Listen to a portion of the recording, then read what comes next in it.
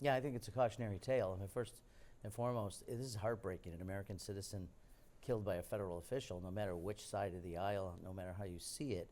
But frankly, what's really frustrating about this, I saw Speaker Johnson's comments, who immediately says that there's been this effort to encourage people to engage in violence with law enforcement officers. That's not true. I haven't seen that anywhere. I actually thought Minnesota Governor Walz actually set the right tone, which is someone has lost their life, and we should be thinking about the environment in which we're creating where these things happen.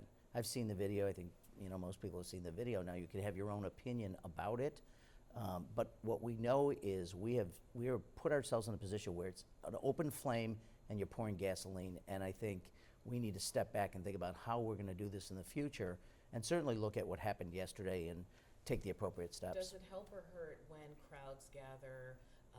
I mean, we're seeing this, in fact, because a crowd had gathered, right? Yeah. When ICE starts to take action, you have people who show up, who shout at them, who say things to them, who use pretty rough language. The environment is always tense, and Right. at a certain point, is there an activist group that says this is not the way to go, this is not helping?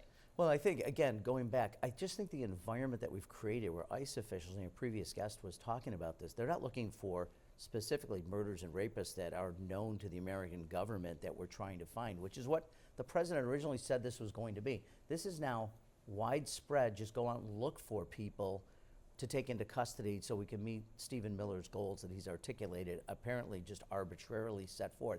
That's the problem, is the environment that's being created.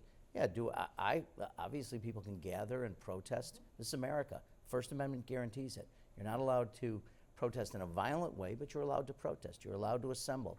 You're allowed to bring grievances in front of your government. But people need to be peaceful as they're doing it. But it's just, you need to step back, in my view, and say, what are we doing here? The environment that we've created is just asking for trouble, and unfortunately that's what Can I got. ask one more thing Yeah. before I turn to Venezuela? You said Republican-led Congress approved a massive budget increase Yes. for ICE. I mean, it has, I think, a bigger budget now than the military of Poland. So is there anything you can do as appropriators to call for any kind of accountability? Well, that is what we do, is to not only set the terms of what the American government will spend money on. This was a completely partisan decision, to your point, tens of billions of dollars annually going into ICE, yet we can't afford health insurance for people on the Affordable Care Act. But you can't have a hearing that says, what are you spending it on? What's the training? There is none, and honestly, most administration officials either won't come to hearings that Congress has, appropriations hearings, and they won't answer questions when they're in front of us. One more thing, I want to play for you. This is on the issue of Venezuela. Yeah. The plan right now for the administration is, if we get oil, when we get the oil, we get the money, goes to open market. Have they said how long they'd be there, Betsy?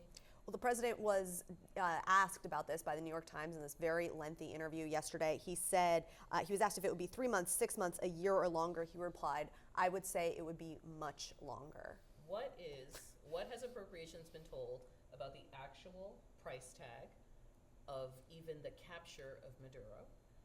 Zero. Okay. I mean, we've been told zero, not that the money amount is zero, just to be clear. They have said they'll get back to us effectively, and we have not even had a briefing. I'm a defense appropriator. We haven't had a briefing at all on what this operation has cost.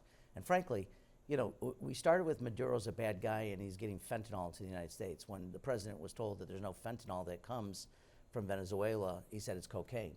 Now it's not cocaine, it's not even Maduro, it's all about the oil.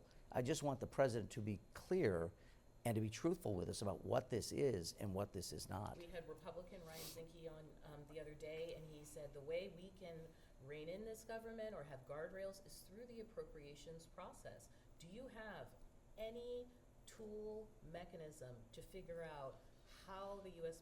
government is going to spend its money on Venezuela? Well, part of the problem is the Republicans have given free rein to the president to spend money how he sees it, and without the kind of guardrails that would typically be in the case of an appropriations bill. Hopefully we'll get back to it. I think there's more anxiety on the part of appropriators, both Republicans and Democrats, about what's happening. So I hope you'll see more of that in the future.